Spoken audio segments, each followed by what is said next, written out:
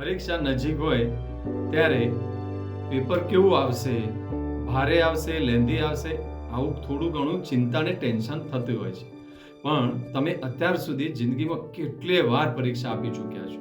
દર વર્ષે 2 થી 3 વખત પરીક્ષા આપો છો, એનો મતલબ 30 થી 40 વખત તો તમે પરીક્ષા આપી દીધી છે.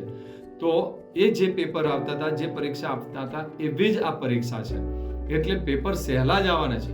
જો તમારી તૈયારી જબરજસ્ત હશે અને આત્મવિશ્વાસ ભરપૂર હશે અને પ્રચંડ, પ્રખંડ અને અવિરત જો તમારી મહેનત થયેલી જ હશે, તો તમને એ પેપર પણ ખૂબ સહેલું લાગશે.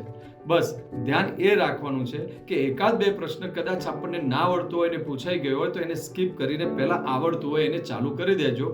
એમાં ને એમાં રોકાઈ ના જતા, સમય ના બગાડતા.